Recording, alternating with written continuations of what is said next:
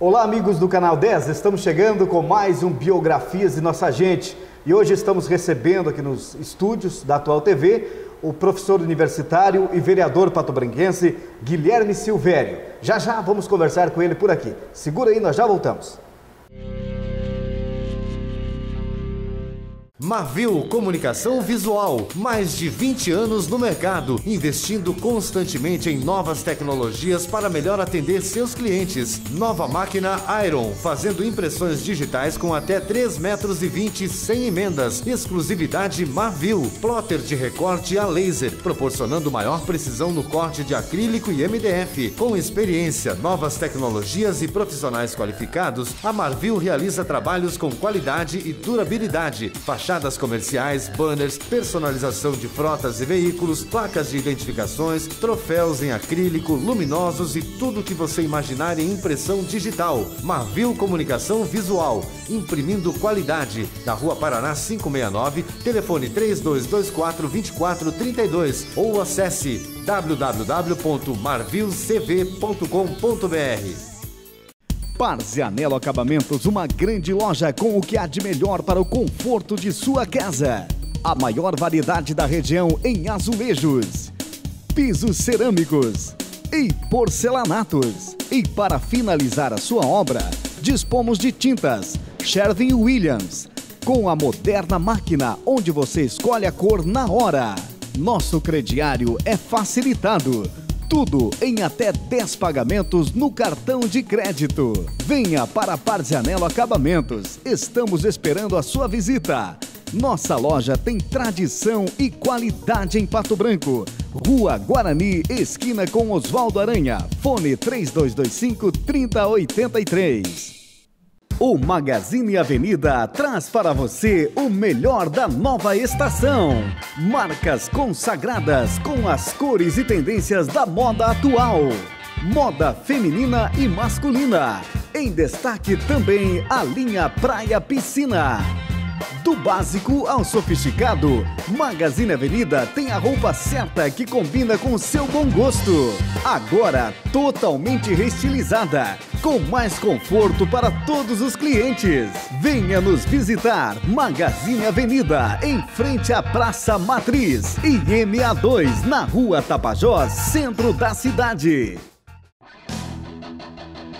O melhor negócio você faz com a Fipal. Toda a linha Fiat com taxas especiais e condições facilitadas de pagamento. Trabalhamos também com seminovos multimarcas, revisados com procedência e garantia da concessionária. Veículos novos e seminovos é com a Fipal, a sua concessionária Fiat em Pato Branco, na Tupi Baixada Industrial. Fone 2101-7700.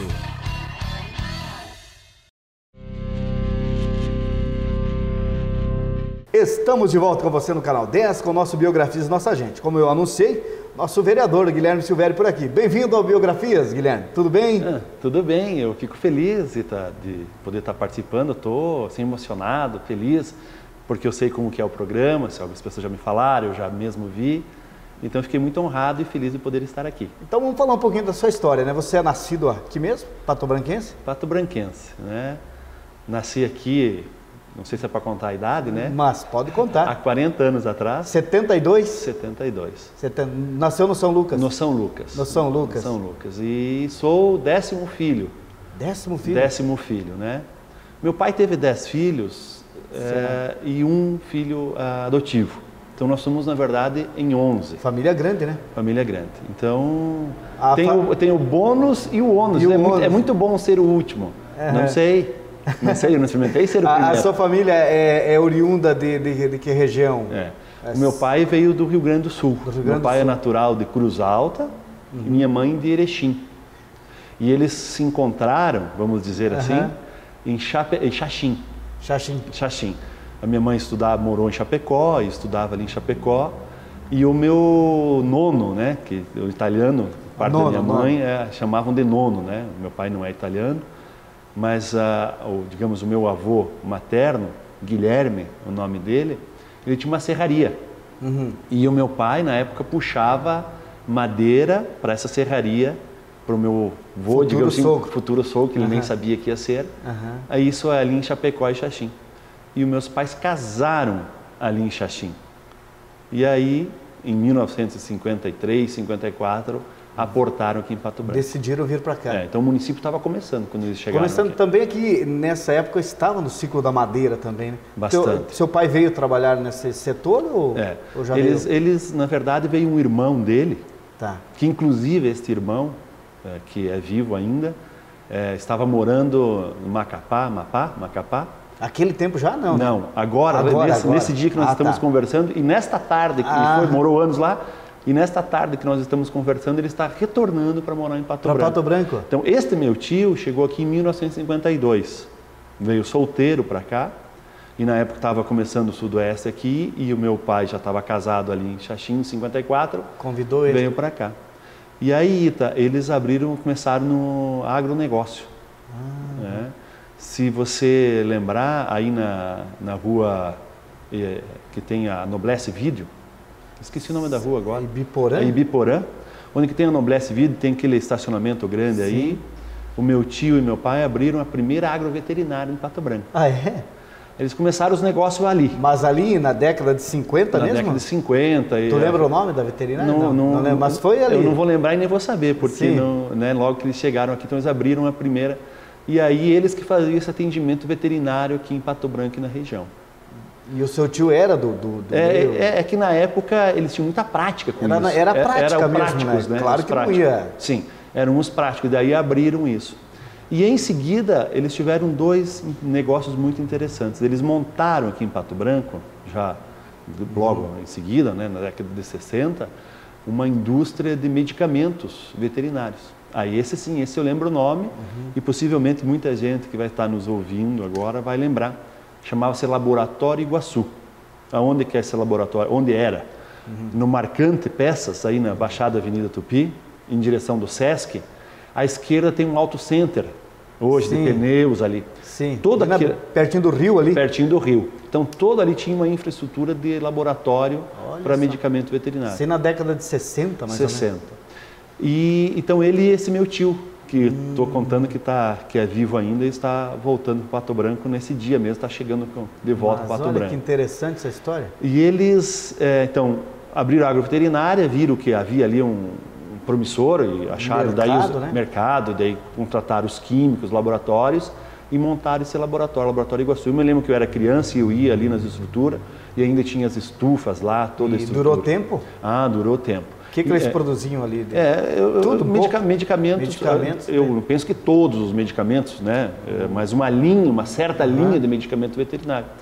Mas se imagina na década de 60, isso aqui no Sudeste Paraná. Eu ia dizer. E em seguida, eles abriram uma indústria de ração.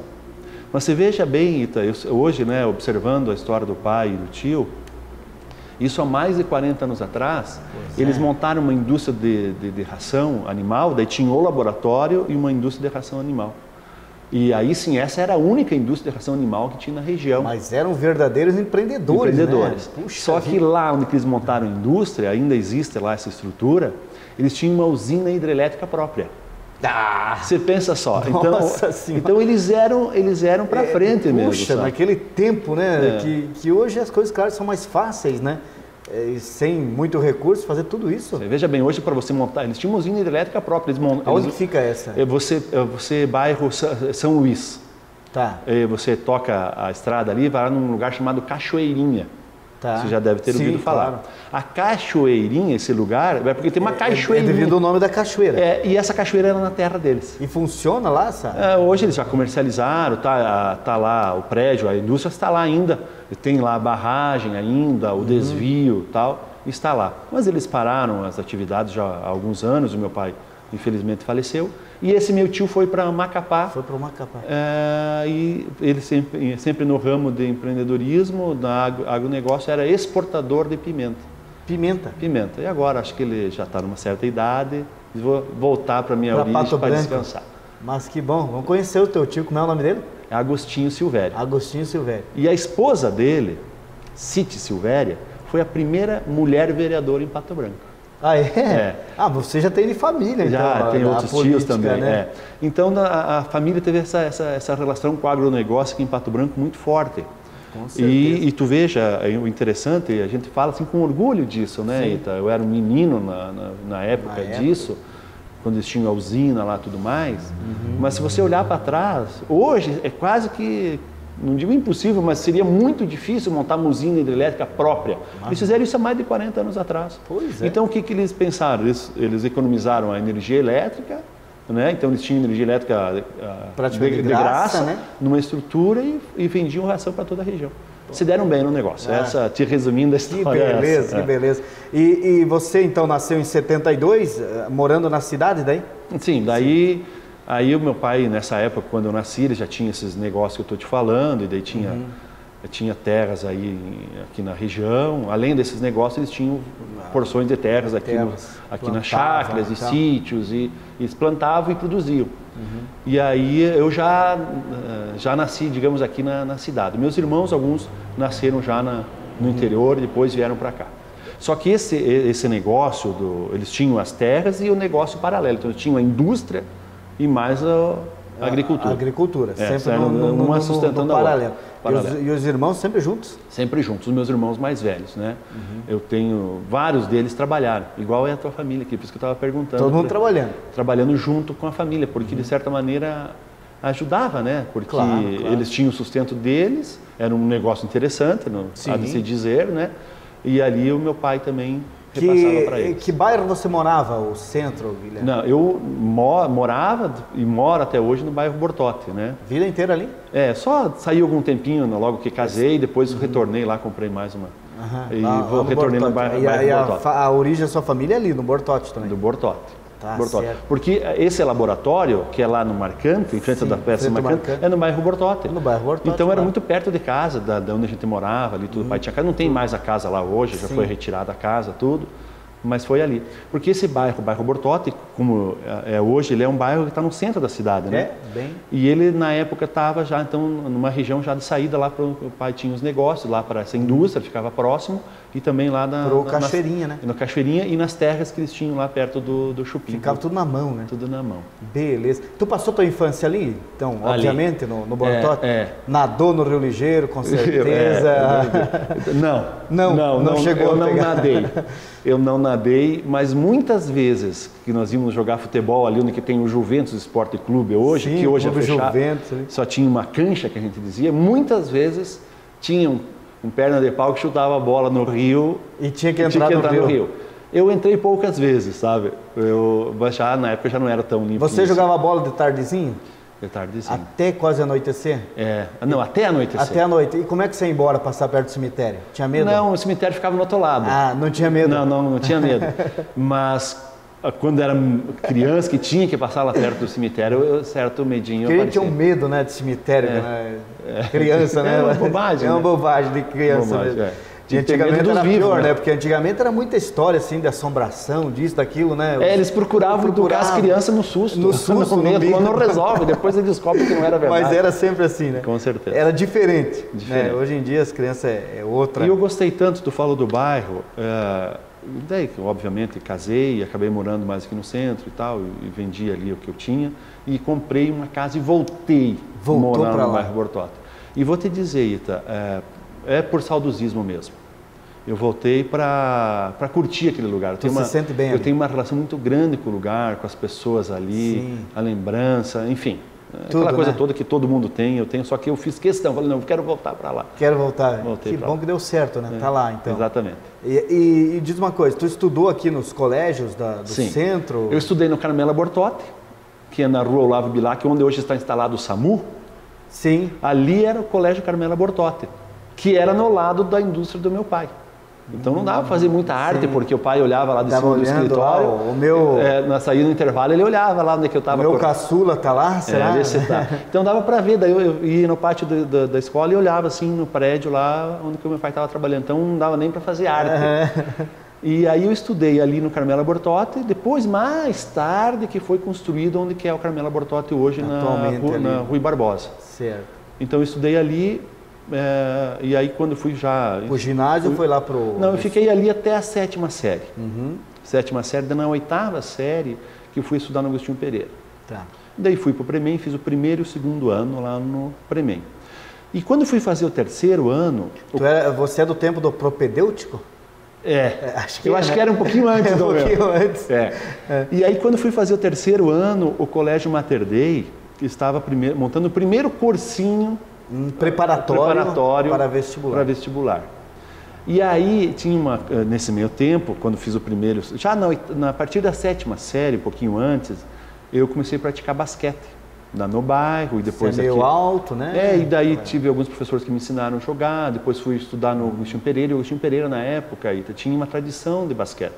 E fui para jogar lá, assim, já jovenzinho e tal, e fui pro Premem. Aí no Premem tinha um time de basquete que representava o município de Pato Branco e a gente ia nesses jogos escolares. Você se integrou.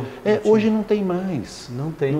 Ele é muito solto. Na época era uma coisa assim, era uma tradição, todo mundo ficava esperando aquela época, treinava, o professor treinava. Hoje o governo nem paga mais. Eu não sei como está agora, mas recentemente... Não tem incentivo? Não tem incentivo para o professor de educação física dar aquele treinamento fora. Então o professor dá, mas não recebia mais. Eu não sei como está isso. Mas na minha época, isso era muito forte. E aí eu aprendi a jogar, sabe? Aprendi assim o suficiente para participar de competição.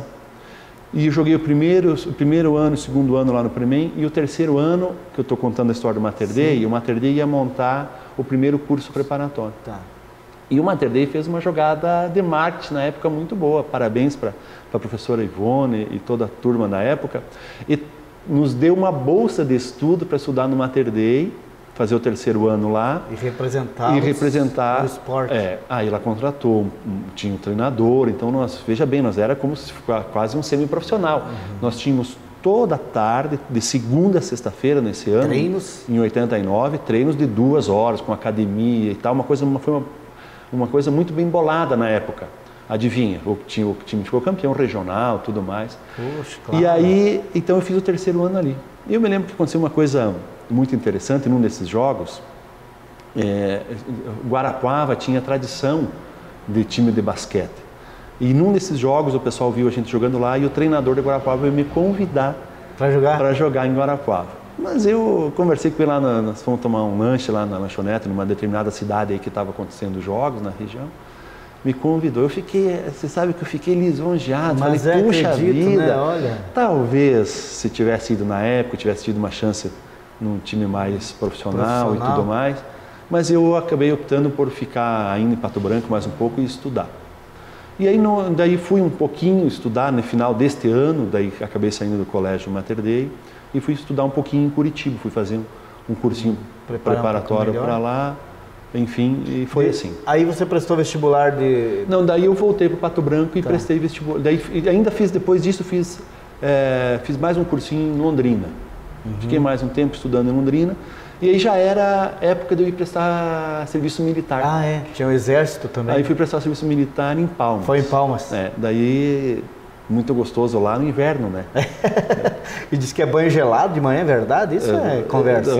É que não tem banho quente lá em Palmas, né? Só tem banho quente. Porque tem, no quartel não existe isso. Não existe. E ainda, isso foi já em 91, prestei serviço militar em 91, né? Já fazem 22 anos, né? É isso? É, por aí. Então, ainda era aquela época do exército rígido, né? Aquela coisa dura e tal. Aí, quando eu voltei do exército, daí eu prestei vestibular aqui em Pato Branco e entrei no curso de administração, logo daí incorporou o Cefet, né? Cefet na época. Aí concluí o curso de administração, daí fiz pós-graduação na Universidade Federal de Santa Catarina, em gestão de negócios, e aí fui tocando, e fui trabalhando por aí. E como professor? Como professor eu iniciei minhas atividades, logo que eu me formei, eu dava treinamentos e cursos e palestras. Já quando eu estava na faculdade eu falei, eu quero ser professor. Sentiu o quê? Eu falei, eu gostei desse negócio aí, quero ser, fui me preparando e tal. E aí quando eu coloquei isso no meu coração, eu falei, eu quero ser professor. Daí me formei, comecei a dar treinamentos e palestras para vários grupos aqui em Pato Branco e até na região, enfim. Porque aconteceu uma situação assim, logo que eu ainda estava estudando, eu fui trabalhar no jornal Diário do Sudoeste. Certo. Na época era Gazeta do Sudoeste. Do Celesc, né? Logo que o Almeida comprou. Logo que o Almeida comprou. O Almeida comprou e o jornal estava bastante amador. E eu tinha me formado ali, estava, de certa maneira, já me preparando. E nós fomos lá e eu fui dirigir a parte administrativa do jornal por um bom tempo. Certo. E aí foi aquela mudança do Gazeta do Sudoeste para o Diário do Povo, foi um projeto que também eu ajudei a desenvolver lá na época. Também teve a sua participação. Teve participação. Então eu cuidava a parte administrativa e o Marcelo Daletese, que é conhecido de todos vocês, cuidava a parte comercial. Então nós éramos parceiros. E a Denise lá do jornal, que era a presidente na época, nos dava a carta branca para nós trabalhar, nos tratava com muita dignidade, nos deu boas oportunidades. E o jornal foi para mim, viu, Ita, um salto profissional. Então, talvez poucas pessoas saibam isso. Eu não sabia. Essa estrutura, por exemplo, que vocês veem hoje, nós plantamos lá. Começamos lá. Na época o Almeida não participava, depois, mais tarde, que ele veio participar, mas eu já não estava mais no jornal. Certo. E tem uma curiosidade aqui, Ita. Esse projeto do jornal Diário de Guarapuava, que está em Guarapuava hoje, era para nós termos desenvolvido em Florianópolis. Tanto é que nós tínhamos o projeto montado, tudo para nós iniciarmos o projeto de fazer um diário em Florianópolis. Mas não foi ficava possível. Muito longe a logística? Ficava muito... Não, a logística ficava longe e o desafio era grande. Na época tinha eu esqueci, tem o Diário do Catarinense, que existe até hoje. Que é super forte, né? Super forte. E tinha na época também como se fosse o Estado do Paraná, mas é o Estado de Santa Catarina. Esse jornal não existe mais. Nós fomos para lá, fui eu e o Marcelo. Ficamos alguns dias lá, fazendo levantamento. Vendo a viabilidade e tal. E daquele projeto do Diário em Florianópolis, passou para ser o Diário em Guarapuava. Para Guarapuava, uma cidade mais próxima. Mais próxima e que daí não tinha um diário. Então a concorrência era, obviamente, menor. O mercado é menor também, né? Sim, menor. E lá você teria que concorrer com o Diário Catarinense e tudo mais. E é um sucesso hoje. Que beleza. Então, então logo que eu me formei, a grande oportunidade que eu tive profissional mesmo foi no jornal Diário do Sudoeste. Então, por isso, essa boa relação que eu tenho com eles. Que jóia. E você casou quando? Eu casei e trabalhava no Diário. Trabalhava no Diário? Eu trabalhava no Diário, em 95. Em 95? Em 95. Aí aconteceu uma situação interessante. A igreja, a comunidade cristã, estava iniciando a escola Shekinah e alguns outros negócios. Eu comecei a te contar essa história do Diário porque você me perguntou da história de professor. Sim. Então, a escola estava abrindo a escola e fui eu que iniciei o processo dessa escola Shekinah que está lá. Sim. Aí eu saí do Diário para ir, então... Que era a tua vontade, né? Daí estabelecer a escola. Aí como que entrou a situação? A escola Shekinah, ela tem uma metodologia, que é de educação por princípios. Essa metodologia, não vai dar para nós contar tudo aqui agora, que precisaria uma entrevista só para isso, mas sim, basicamente é uma metodologia americana de educação por princípios. A base dessa metodologia era, e é até hoje, em Minas Gerais, em Belo Horizonte. Então eu fui aprender com esse pessoal que trouxe essa metodologia. Eu fiquei um bom tempo, fiquei anos aprendendo com ele essa metodologia e instalando na escola Shekinah aqui em Pato Branco.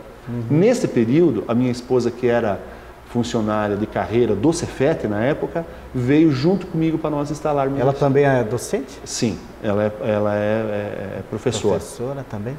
Aí ela saiu do Cefet e eu e ela instalamos a escola Shekinah. Então, às vezes as pessoas perguntam... Que, diga-se de passagem, vai muito bem, né? Vai muito bem, graças a Deus. Um respaldo muito bom da sociedade. Com certeza. E é uma metodologia que nós instalamos. Então, por isso a minha relação... Aí, quando eu fui fazer esse treinamento com esse pessoal que trouxe essa metodologia americana, daí eu fiz o meu aperfeiçoamento na área pedagógica.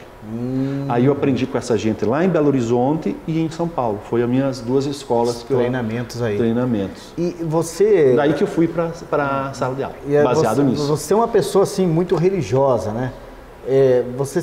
Quando você nasceu evangélico, depois que você entrou na comunidade cristã, como é que é a tua história com relação à espiritualidade? A espiritualidade é o seguinte, eu participava de uma... Essa minha tia, a tia Cite e esse tio Agostinho... A vereadora, que foi a primeira vereadora, eles já participavam da igreja metodista aqui em Pato Branco. Sim, uma das primeiras, né? Sim, aquela na frente lá na Tocantins, em frente à Tocantins, na frente ali... Da antiga Rádio Selinal. Em frente do fórum ali. Em frente do fórum. Então, as duas igrejas evangélicas mais antigas de Pato Branco é a metodista e a luterana lá da Guarani. Então, meus tios participavam. Então, a gente tinha uma certa ligação familiar. Um outro tio meu, que é lá de Xaxim, que é irmão da minha mãe, é um cantor gospel. Então, tem disco gravado, tal, nessa linha sertaneja e tudo mais. Então, de certa maneira, a gente tinha uma relação. E eu comecei a participar, na verdade, já bem jovenzinho, bem criança, com uma igreja aqui perto da sede de vocês, que é a Casa de Oração, aqui perto da Policlínica. Sim, existe até hoje. Existe até hoje, é uma igreja muito séria, o pastor Cláudio Balbino, que é quem eu se poderia convidar para estar aqui contando a biografia dele. Sujeito muito interessante, tem uma história de vida muito linda. E eu bem novinho, 8, 9 anos, eu comecei a frequentar. E meus pais permitiam e tudo mais, e como meu pai tinha já o seu irmão, o seu cunhado, que tinha essa relação, e eu comecei a participar dali. E daí mais tarde, fui ali até um pouquinho, depois passou minha adolescência, e eu fui participar já nessa época de 89, que eu estou contando da história do basquete. Aí eu comecei a participar efetivamente nessa igreja. Tá. O que aconteceu? O pastor Eliseu, que é o pastor lá da comunidade cristã, estava lá na primeira igreja batista. Mas nós sempre tivemos uma relação, porque nós éramos vizinhos lá no bairro Bortote. Amigos do filho dele, que hoje é o pastor principal da comunidade cristã, o Juliano. Nós tínhamos uma relação. E ele frequentava ali a igreja batista e eu fui lá frequentar também.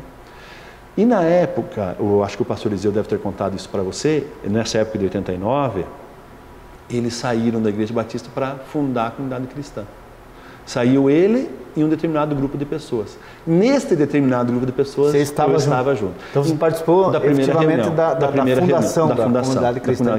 Então o pessoal pergunta qual que é a relação que eu tenho.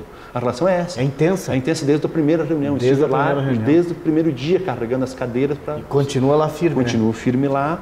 E foi também, eu não era casado na época, e também foi a família da minha esposa, que era da Igreja Batista, então foi eles, mais nós e mais algumas famílias, e que daí saiu... Que deu origem à comunidade cristã em Pato Branco. Então, por isso essa relação que eu tenho com a comunidade cristã, e aí eu trabalhava no jornal, e aí a igreja estava montando um projeto de montar a escola. Então eu estava junto nesse processo. Estava junto, claro. Aí eu resolvi sair do jornal para poder montar essa estrutura da escola e uma outra estrutura administrativa que é hoje, que é a comunidade cristã que vocês conhecem. Interessante. Então essa é a relação que a gente tem. Poxa, muito grande.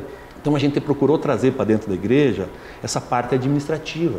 Porque a gente olha uma igreja e vê a pregação, ali o culto, as músicas, mas não sabe que tem que ter uma estrutura atrás. E aí eu vim trazer essa minha bagagem profissional para dentro da comunidade. Você está lá até hoje fazendo esse trabalho? Não, hoje eu não faço mais. Hoje outras pessoas fazem isso. Mas encaminhou, né? Sim, encaminhei, com certeza. Eu tenho felicidade de contar isso. Olha quanta coisa tu fez, hein? E a própria escola, né? A escola está com essa bagagem desse trabalho todo que a gente deixou lá.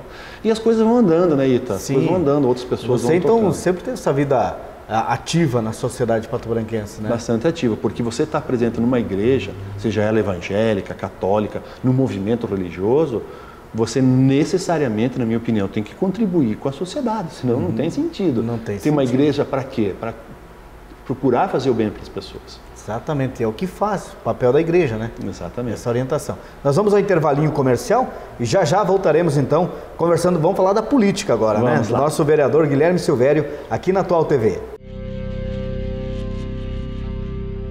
A Cavani Mobile oferece a você o que tem de melhor para a sua casa, como salas de jantar, roupeiros, estofados, tapetes, móveis infantis, colchões e ainda móveis modulados para um melhor aproveitamento de seu espaço. Solicite um orçamento ou visite a nossa loja, que dispõe de um amplo showroom e tem em sua casa o que há de melhor. Cavani Mobile, uma questão de qualidade e estilo, na Avenida Tupi, 1915. Liberato Dias Lixamentos e Móveis Rústicos, agora atendendo em sua nova loja. Renove seu assoalho ou parquet com o Liberato. Maquinário moderno aspira até 99% do pó. Também lixamento de pisos frios, mármores, granitos e porcelanatos. Conheça as novidades da loja Liberato Dias. Móveis rústicos com madeiras nobres, peroba, embuia, canela e outras. E móveis em madeiras de demolição.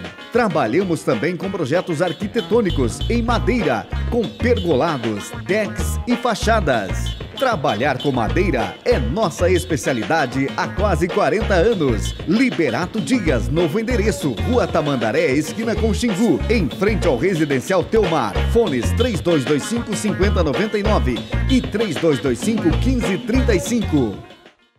A Eslavel convida. Venha conhecer o lançamento mais esperado do ano. Novo Hyundai HB20. Diferente de tudo que você já viu. Um carro que vai revolucionar o segmento compacto no Brasil. Motorização 1.0 e 1.6. O HB20 traz de série airbag duplo, ar-condicionado e direção hidráulica. Mantendo o DNA Hyundai de design futurista com linhas fluidas. O HB20 é sem igual. Com 5 anos de garantia, sem limite de quilometragem. Novo HB20, esperando por você na Eslavel. Sua concessionária Hyundai para Pato Branco e região. Facilidade na negociação, mais melhores marcas, mais agilidade na entrega, mais atendimento exclusivo. Junte tudo e tenha Sinuelo Distribuidora de Autopeças. Mais do que uma distribuidora de autopeças, somos o lugar certo para encontrar o que seu automóvel, picape e van precisam. Peças novas para veículos nacionais e importados. Precisou de peças? Lembrou da Sinuelo. Consulte seu mecânico de confiança. Faça revisões regularmente em seu veículo. Sinuelo Distribuidora de Autopeças. Você vai mais longe. Estamos de volta com você aqui na Atual TV, hoje com o vereador, professor universitário Guilherme Silvério. Já que você é vereador, vamos falar da sua vida política também. Então, todo esse envolvimento com a sociedade, com a igreja, com o jornal, com as escolas, né, dando aula. Quando você sentiu que tinha esse veio político, Guilherme? Agora a gente vai olhando a história. Foi induzido de repente? Não, mas a gente vai olhando a história, porque a gente diz, aquilo foi de tal momento que aconteceu. Não, aquilo já foi plantado lá atrás. Né? A minha família, a própria tia, eu tenho um outro tio lá em Santa Catarina também que foi político. Então a gente vai convivendo e vai de alguma maneira sentindo isso. São as influências, As influências. Mas a grande influência mesmo foi quando eu estava lhe contando que eu estive com esse pessoal em Belo Horizonte e São Paulo, aprendendo essa questão pedagógica desse modelo de educação por princípios americano, que foi que eu despertou para a política, assim, que me ligou uma luz. Porque veja bem, Ita, veja os Estados Unidos, tem 1000 defeitos. Eles são poderosos, eles mandam em todo mundo. Sim, é verdade. Mas porque eles estão preparados para isso.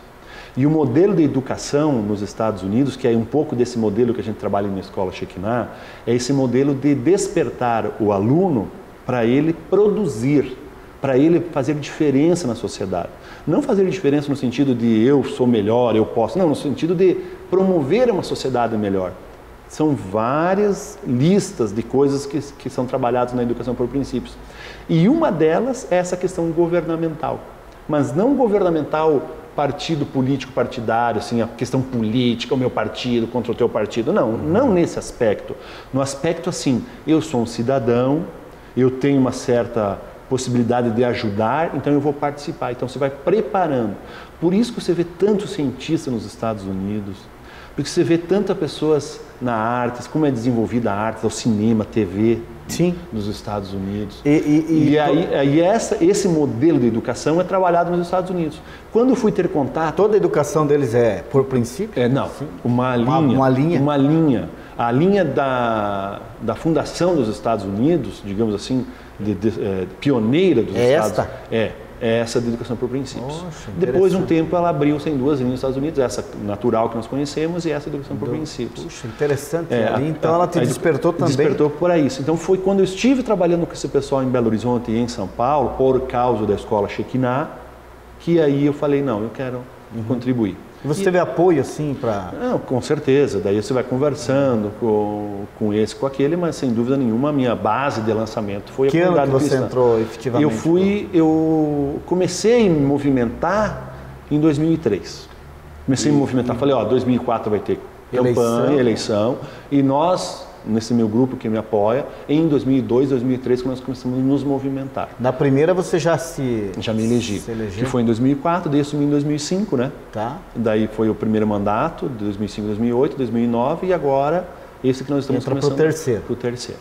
Então foi nesse sentido. Então a grande fonte inspiradora minha foi a questão da educação por princípios, com esse pessoal lá. E vamos falar um pouquinho, já voltamos na política, da sua família. Você casou que é 95? 95. Filhos? Eu tenho 3 filhos. 3 filhos? O senhor tem um grande, um médio e um pequeno, é isso? E a sua esposa, vamos falar dela também, não vamos esquecer, né? Não vamos esquecer. São 3 formas de piá. 3 só formas de meninos. Piá. Só meninos. Só meninos. Eu sou Guilherme, você sabe fazer piá. Falei, mas... A minha esposa é dessa família que saiu junto ali da Igreja Batista para a comunidade cristã, para fundar a comunidade cristã. O meu sogro, Hélio Constantinopoulos, ele tinha o cartório da primeira vara civil aqui em Pato Branco. Agora não tem mais, está aposentado e tudo mais. E são 3 irmãs, né? E nós nos conhecemos, eu conheci ela mesmo, foi lá na Igreja Batista, foi num culto da igreja lá e dali nós nos conhecemos. Ela também se formou na UTFPR, em licenciatura, professora, e foi me ajudar depois a fundar... Hoje ela é professora também. Hoje ela trabalha na parte educacional lá do SESC. Do SESC. Daí ela ficou 11 anos como diretora da Escola Shekinah. Aí vamos dar um ar, né? Dar um respirar, deixar outras pessoas trazer um oxigênio aqui. Mas a nossa ligação lá com a escola ainda é... Como é que é o nome da sua esposa? É Laila. A Laila. Laila Consuelo. E os filhos é o primeiro... É o Fernando, Fernando, né? O Guilherme e o Gustavo. E o Gustavo. Então, 3 meninos. 3 meninos. E sem idades bem diferentes, né? Diferentes, Então é uma alegria de poder saber que a gente pode... Você é um homem bem família, né? Bem familhão, bem familhão. Eu até convidei eles, nós estamos de férias, minha esposa de férias. Eu falei, vamos lá gravar junto para eles ficarem aqui. E daí estavam lá, todo mundo brincando e se divertindo, nós viemos. Depois eles vão ver o programa pronto aí, né? Com certeza. Porque estamos, na verdade, esse programa Biografias, nós estamos registrando a história das pessoas que fizeram e fazem. A questão da história de Pato Branco. De Pato Branco, exatamente. Porque a gente a história essa interessante dos meus pais vir aqui fazer. É muito interessante. Família lá, família colar, que fizeram o que nós temos hoje, né? E estamos seguindo. E que bom ter representante dessas famílias na política. Agora vamos falar então, na sua atuação como vereador, Guilherme. O que você vê da política? Viu? Está fazendo? Eu vejo da política isso que eu te falei antes, que as pessoas... Eu acho assim que o poder público, uma pessoa que exerce um cargo de liderança, mas o chefe da empresa, o prefeito, o vereador, a gente sempre fala dos políticos, mas aquela pessoa que tem um papel de liderança, ela é um líder em algum aspecto, é um pai de família, é um líder no bairro, é o gerente da empresa. Este sujeito, ou um homem ou uma mulher, na minha concepção é o seguinte, ele tem que fazer alguma coisa, o trabalho dele tem que refletir para melhorar a vida das pessoas que estão à sua volta. Na minha concepção é isso, o líder que não faz alguma coisa para melhorar a vida das pessoas que estão à sua volta, ele não está cumprindo o papel dele. E muito mais na política. Então eu vejo a política assim. Eu vejo que o prefeito, que os secretários, que os vereadores, eles têm que fazer alguma coisa através do poder público para melhorar a vida das pessoas. Se isso não acontecer, se ele não fizer isso, eu acho que não cumpriu o papel dele. Ele só ocupou um cargo de destaque, de honra, porque eu acho que é um cargo de honra. De honra, com certeza. Honra, e as pessoas têm que valorizar isso, não aqui em Pato Branco, no Brasil, no mundo inteiro. Tem que valorizar, porque as pessoas confiam em você. Você é eleito, você pensa bem, dentre 70 e tantas mil pessoas, você é escolhido, você tem 11, 12 pessoas que governam a cidade, 11 vereadores e um prefeito e vice-prefeito. E outra coisa, é tão burocrático que só para você ter o seu nome lá, na urna, para ser disputado, é muito difícil de estar lá, né? Tem todo um trâmite por trás disso, partidário, burocrático, a tua vida, tudo, né? Não é tão simples, né? Como se parece. Eu vou ser candidato, escreve o nome. Vou lá, né? Eu sou popular, eu acho que sou amigo de todo mundo, oi para todo mundo na rua. Exatamente, não é por aí, não é né? isso. Não é isso. Então eu penso assim, que a política, eu falo líder, mas como o político é o líder que mais aparece, ele tem que de alguma maneira contribuir com a melhoria de vida das pessoas. Se ele não fizer isso, Ita, que sentido tem o sujeito estar lá? Então eu procurei, e vi meus colegas também, não fui apenas eu, não é isso que eu estou dizendo, mas eu vi as pessoas tentarem fazer isso. Então eu acho que se nós conseguirmos isso, está cumprindo o papel. Verdade. Para este ano, a Câmara de Vereadores em si, você tem algum projeto pensado ou isso acontece? Não, a gente vai. Dia a dia? Porque como eu estou no terceiro lá, fazem 8 anos, então a gente vai vendo a necessidade. A gente vai vendo coisas que não vai dar em nada, que a gente pensa que vai dar, mas não dá. Coisas que a gente vê que ninguém está dando atenção, às vezes nem mesmo a gente, e coisas que necessariamente tem que fazer. Então a experiência nos mostra que Algumas precisam ser feitas e outras não são tanto assim como aparecem. Mas eu acho que tem algumas coisas assim específicas que são, digamos assim, clássicas. Se eu investir bem em educação no município, eu vou ter uma geração preparada para o emprego, uma geração preparada para ser empreendedor, eu vou ter uma geração preparada para fazer uma boa política. Então, quando eu invisto na educação, eu acho que uma série de problemas são evitados futuramente.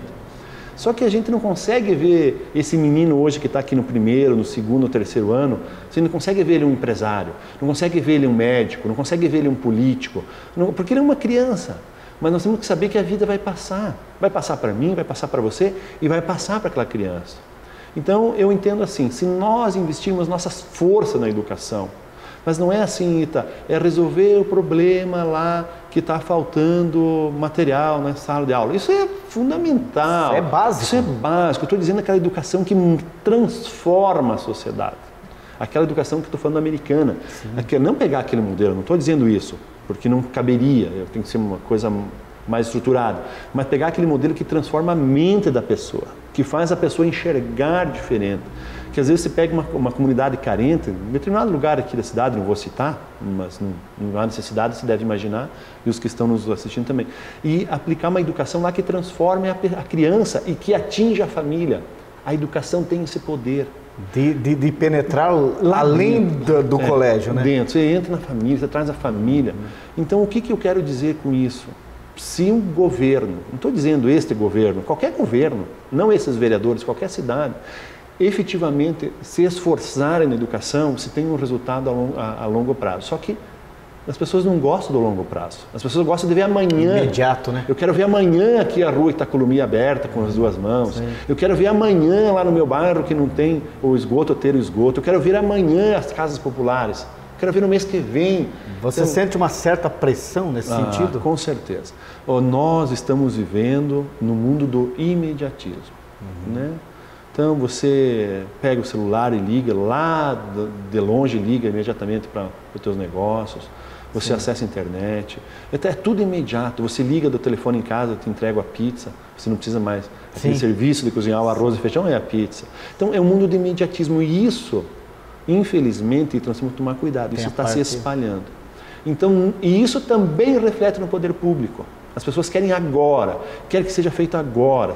E aí, às vezes, as coisas não funcionam. Às vezes, a burocracia impede. Você, então, como educador, político educador, você acredita o caminho seria a educação? Sempre. Mas isso não é uma máxima que todo mundo fala. Eu vivo isso. Né? Eu fui diretor ali da Escola Chiquiná há tantos anos, estive lá trabalhando com esse pessoal que tem essa metodologia, como eu te falei. Eu tenho uma vivência na sala de aula, uma vivência com direção da escola. Não falamos, né? Estive também na frente do Núcleo Regional de Educação, no governo do Requião. Então, essa vivência na educação, eu vi assim, Ita, lugares onde que professores, educadores, diretores afinaram o discurso, tem uma sociedade ali, uma comunidade melhorada. Aquela que ficou atrás tem a comunidade sofrida. Isso é em todos os lugares. Como é que você vê o Brasil, então, nesse quesito educação? Governo na esfera federal, estadual, municipal. Nós temos você acha que está indo bem? Teria que melhorar muito? Não, eu acho que é assim, nós temos uma dimensão muito grande. Vamos pegar uma cidade, Pato Branco. A realidade da educação aqui em Pato Branco é diferente daquela realidade lá do sertão no Nordeste. Com certeza. Lá não tem comida. Então, quem dirá a educação, né? Não é que não tem, é a infraestrutura do conjunto. Mas eu estive aqui num outro programa, outro dia, falando aqui na tua TV, que é assim, eu fiz um determinado projeto, quando eu estava na chefia do Núcleo de Educação aqui em Pato Branco, que nós colocamos na mesma mesa para discutir professores e diretores do Estado, diretores e professores do município. Por quê? Porque quando você vai conversar com o professor do Estado, ele diz, a criança veio aqui fraca. Você vai conversar com o professor lá da faculdade, diz, não, mas o pessoal do ensino médio mandou fraco. Mas quem então, aonde que está o elo da corrente? Então, o elo da corrente da minha proposta era a seguinte, de sentar essa gente junto. E acertar tudo. Acertar tudo. Não é um projeto macro lá em Curitiba, lá em Brasília. Não, aqui em Pato Branco. O que nós podemos fazer junto? O Estado e o município aqui em Pato Branco. E cada comunidade resolver o seu problema. Porque a Dilma, o ministro da Educação, o governador aqui do estado, o secretário, ele não consegue fazer um programa que atinja essa grande gama de diferença. Mas nos municípios é possível. Seria possível, né? Que ficaria mais pequeno, né? Mais singular. Mais perto. Eu saio daqui e vou ali no bairro. Sim. Então, mais perto. Eu acho que quando nós efetivamente fizermos isso, e aí quando você faz isso, você tem oportunidade de emprego. O sujeito vai para o ensino médio, para a faculdade, ele gera um negócio que nem você. Eu sou um empresário aqui gerando emprego para você, para a tua família. É interessante isso. Então nós queremos que outros façam. Daí a pessoa não está sem emprego, ela não está marginalizada, ela não está... Ela está podendo círculo, sonhar, realizar, exatamente. Só que ela tem que estar preparada. Tem que estar preparada para ter oportunidade. Então eu acho que a grande diferença de qualquer governo sempre vai ser a educação. Quase ao final do programa, você sempre esteve no PMDB? Sempre. Sempre? Sempre estive no PMDB. Você é do tempo do MDB velho de guerra? Não, né? Já era PMDB. Não, claro. Eu já era PMDB. Mas os teus pais provavelmente eram... Meu pai e meu tio são fundadores, está na ata. Que fundaram o diretório aqui em 1965 em Pato Branco do PMDB. Poxa. Então está lá na ata registrado. No tempo da Arena e MDB, né? Arena e MDB. Então, o melhor partido é o pior? Qual que é o melhor partido? Eu acho que não, eu acho que é uma identificação que você tem, uma hora você tem, outra hora as outras, eu vejo tantos que às vezes está aqui, é uma ideia de cada um. E opção, né? É uma opção. De cada pessoa. E eu assim, existe o partido melhor, o partido pior? Não, eu acho que não é por aí o jogo. É igual time, é igual a torcida. Uns torcem pro Grêmio, outros pro Inter, outros pro Corinthians, outros pro Santos. É uma opção. Mas numa torcida, um time, outro não é melhor, é uma concorrência. Mas existe assim uma ideologia de partido que é respeitada? Eu acho que já esteve, eu acho que já teve, mas hoje não em Pato Branco, isso no Brasil. Hoje aquela ideologia, eu penso assim, tem que ser socialismo, tem que ser neoliberal, eu acho que ela está misturada hoje. O Partido dos Trabalhadores tinha uma linha, ela se adaptou, o PMDB tinha uma linha, se adaptou, porque também, Ita, vamos ser sinceros, os tempos vão mudando, sim. As pessoas vão mudando, as direções dos partidos vão mudando, as pessoas que estão nos partidos são outras ideias, outras famílias, outras culturas. Então ela tem esse balanço. E às vezes alguns, dentro dos diversos partidos, não aceitam isso, mas tem que se adaptar. Tem que se adaptar, é a palavra da ordem. Tem que se adaptar. Mas chegamos ao final do programa. Mais algumas considerações que você queira deixar para os nossos telespectadores, seus eleitores? É uma pena, é gostoso de estar aqui contando para você, lembrando um pouquinho da história. Falando um pouquinho da vida, né? Fofoqueando um pouco. Ainda bem que é da vida da gente. Ainda bem que é da vida da gente, exatamente, isso que é interessante. Então, eu fiquei feliz por poder estar aqui, eu já tinha visto outros dias, outros programas, outras pessoas que vieram aqui, e a gente fica com vontade de vir, né? Que bom que você veio. Você é uma pessoa otimista, para cima, bem-humorado, e uma pessoa muito querida na nossa sociedade, tenho certeza, viu, Guilherme? Para mim, Ita, eu falei antes, uma honra, tu veja bem, você colocar um nome é muito difícil uma eleição. Você colocar um nome é praticamente você, entre aspas, ser aprovado. Não é isso, né? Sim. Porque tem muitas pessoas que não se elegeram, mas que não estão desaprovadas. Não é nesse sentido. Mas é um risco. Mas e se eu não me eleger? E aí eu tenho o privilégio de ter podido me eleger 3 eleições. E cada uma delas ter aumentado os votos seguidamente. Votos, né? Então, você diz, a gente é querido, eu fico assim, até encabulado, sabe? Encabulado, mas ao mesmo tempo com uma gratidão pelo povo de Pato Branco, uma gratidão por aqueles que acreditaram, aqueles que votaram, aqueles que não votaram, isso não é importante agora. O importante é que a cidade disse sim para o meu trabalho. Então, o que eu tenho no meu coração é cumprir aquilo que te falei. De alguma maneira, da minha maneira singela, simples, mas otimista, como você disse, fazer alguma coisa para melhorar a vida das pessoas. Se eu puder fazer isso, eu acho que eu estou cumprindo o papel. E espero que outras pessoas também pensem assim. E não é só na política. Isso que você está fazendo aqui na tua televisão, isso é maravilhoso. Você veja você trazer as pessoas aqui contar a história. Isso você está construindo a história de Pato Branco. Sim. De alguma maneira, do teu jeito. Então, eu fico muito grato por esse trabalho que vocês fazem e muito grato por nos ter trazido aqui. Que bom. Obrigado pela presença. Sucesso. Até uma próxima. Foi um prazer realmente tê-lo aqui no Biografias. Tá bom. Parabéns pelo seu trabalho e sucesso. Obrigado, Guilherme. Aí falamos então com o nosso querido Guilherme Silvério, vereador, professor universitário aqui no Biografias. Semana que vem, mais um convidado aqui no Canal 10. Um grande abraço e até lá.